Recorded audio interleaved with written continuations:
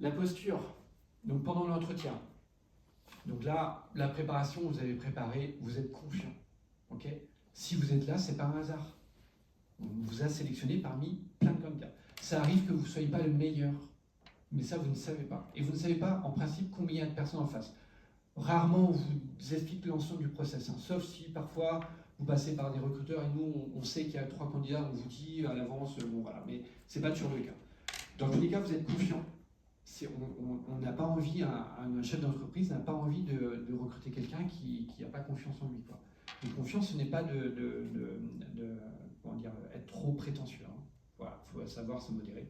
Donc, ce qu'on appelle l'attitude ouverte et l'écoute active. Donc, à chaque fois, vous êtes souriant, détendu. Attention à votre langage corporel, c'est hyper important. Donc, pas les bras croisés, voilà. Enfin, bon, vous voyez, vous rappelez une certaine famille politique, là, il y a quelques jours, là, en JT, là, bras croisés et visage fermé. Bah, ça, non, quoi. Vous êtes souriant. Les gens, il faut que vous donniez envie de travailler avec vous. Et inversement, hein, eux aussi, hein, mais eux, c'est eux qui décident, c'est pas vous. Donc, parfois, eux ne sont pas en face, ils ne sont pas souriants et détendus, mais vous devez quand même l'être. Donc, confiant, écoute active, c'est-à-dire vous écoutez et vous reprenez ce qu'ils vous disent. Alors là, tout à l'heure, vous m'avez dit que vous étiez en croissance, mais vous voulez parler de 5%, de 10%, de 20%. Voilà, vous avez le droit de prendre des notes, comme ce que vous êtes en train de faire là. Parfait, quoi. Des notes sur un papier, sur un PC, sur un téléphone. Si vous prenez des notes sur un téléphone, je sais pas, les juniors là beaucoup, parce qu'ils n'ont qu'un téléphone, vous dites en introduction, au début de l'entretien, vous demandez est-ce que ça vous ennuie si je prends des notes sur mon téléphone, que le RH en face ou que le DG ne croit pas que vous êtes sur TikTok en train de répondre avec vos copains, quoi. Voilà. Non, mais sérieux, parce que ça peut être très très mal pris, hein. Donc dites, ça vous ennuie pas, je prends des notes sur mon téléphone, parce qu'on a l'impression que vous êtes en train de faire sur Insta, je sais pas quoi. Donc, et ça peut être très déstabilisant pour la personne en face. L'idéal, c'est quand même soit une petite tablette ou un PC ou un papier. Pareil, des questions, si vous avez préparé des questions, vous avez le droit de les avoir écrites sur un papier, c'est pas un problème. On ne vous reprochera jamais d'avoir préparé. Voilà. Si on ne vous laisse pas le temps, vous n'aurez pas le temps. Mais en tout cas, vous avez préparé. Et juste pour l'avoir vécu quand même, quelquefois, pas souvent, parce que les entretiens aujourd'hui ne sont pas aussi stressants que nous, ce qu'on a connu il y a quelques années, où alors, il y avait beaucoup de pression. J'ai déjà vu des candidats arriver et être page blanche, mais vide absolu, et il n'avait aucune note, pas de PC, et donc il ne savait plus, il n'avait même plus à parler. Donc là, dans ces cas-là, si vous êtes très stressé, si vous êtes très sujet au stress, ça peut arriver, c'est pas un problème, c'est un entretien, hein, c'est pas la vie de tous les jours, hein. C'est un jeu de rôle, un entretien, hein. Donc on peut très bien ne pas être à l'aise dans un jeu de rôle ou le stress. Donc vous avez un PC, vous avez des anti-sèches qui sont vos papiers, les questions, et si vous êtes stressé, et vous cherchez dans vos papiers, vous pouvez dire, je crois même que ça arrive à des premiers ministres, hein, de se perdre un peu dans ses notes, et ben vous pouvez dire, excusez-moi, j'avais des questions, je suis en train de les rechercher, ou je regarde sur mon PC, ça ne vous sera jamais reproché. Jamais. Par contre, si vous n'êtes pas capable de sortir et vous êtes vraiment blanc, bah là, ça va poser un gros problème. L'écoute active et évidemment la position corporelle, voilà, les épaules assez hautes, vous regardez dans les yeux les gens que vous avez en face de vous, ça c'est hyper important. Il faut vraiment la connexion. Et vous allez avoir aussi ce qu'on appelle l'alignement. Donc l'alignement, donc ça c'est presque un biais psychologique, c'est vous ne savez pas qui vous avez en face. C'est rare que vous les connaissiez.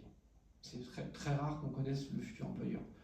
Vous pouvez avoir un DG, vous pouvez avoir un directeur commercial, un CTO pour les postes techniques, un DRH ou une responsable RH.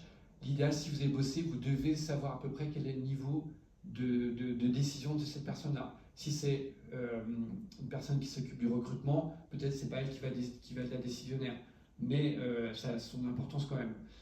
L'alignement, donc si vous avez des DG ou des directeurs commerciaux, souvent ils vont dire bon là j'ai pas le temps, bon on va faire vite, hein. Donc déjà ils mettent le ton, ils vous mettent de la pression. Donc vous n'êtes peut-être pas dans ce modèle-là. Donc l'alignement, c'est aligner son discours et le rythme du discours à la personne qui est en face.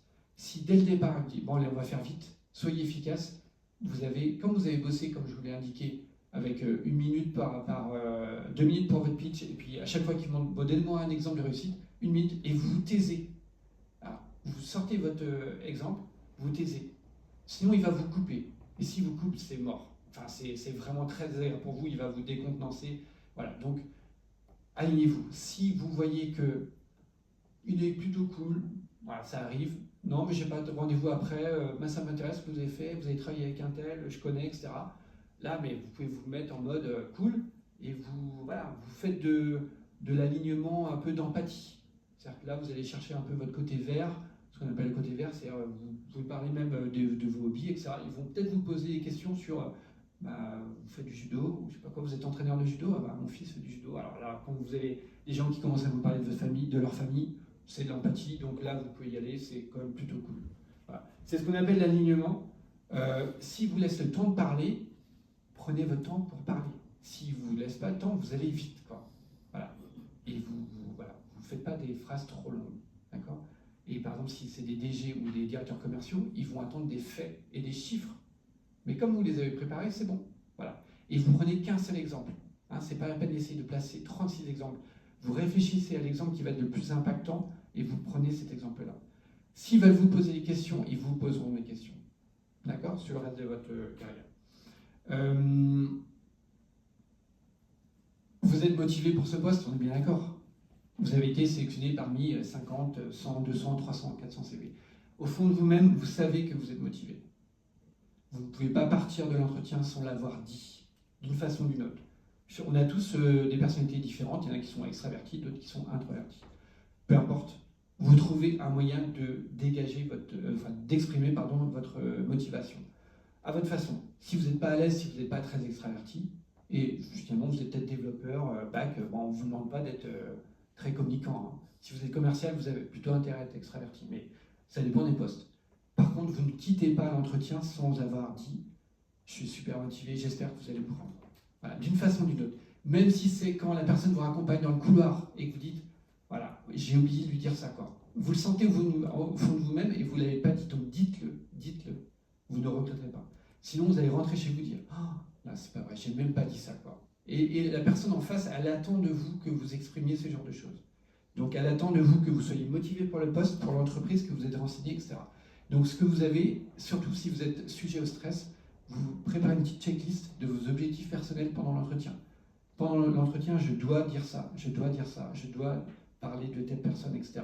Et juste avant de partir, vous avez votre petite checklist devant les yeux, discrètement, vous regardez, même pas discrètement, vous avez le droit de dire, que vous aviez prévu des questions, et vous ne partez pas sans avoir atteint votre objectif. Même si c'est dans le couloir, même si c'est vraiment la personne à la dernière seconde, vous dites j'espère que vous allez me rappeler parce que j'ai lu vraiment la description de poste et je suis vraiment fait pour ce poste-là. J'ai vraiment envie de venir chez vous.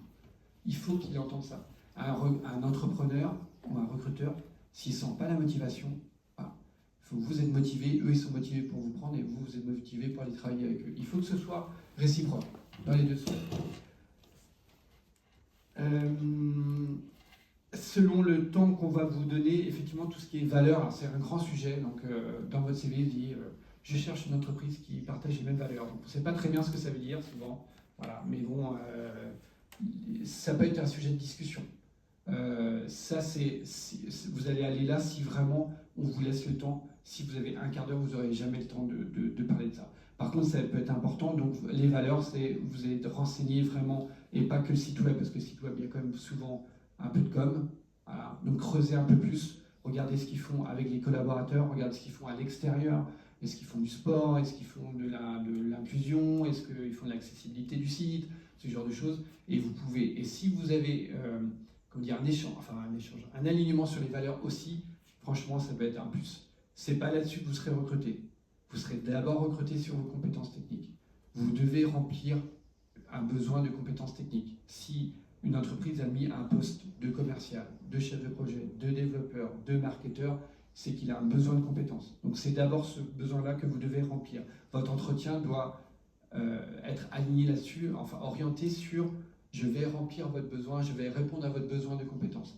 Le reste, votre personnalité, ce que vous allez faire, et même ce que vous allez apporter qui n'est pas dans la définition de fonction, c'est selon le temps que vous avez. N'essayez pas de tout caser au maximum. C'est un peu le syndrome du CV aussi, où on veut tout mettre sur le CV. Non, si vous postulez sur un poste de développeur, vous mettez développeur. Et si en plus vous êtes Scrum Master, peut-être que vous aurez l'occasion de faire de l'agilité, mais on verra après. Et ça sera peut-être dans 3 ans, dans 5 ans dans l'entreprise. Mais l'entreprise, elle n'a pas besoin d'un Scrum Master. Elle vous a convoqué pour un poste de développeur. Donc vous répondez à ça. Donc c'est hyper important.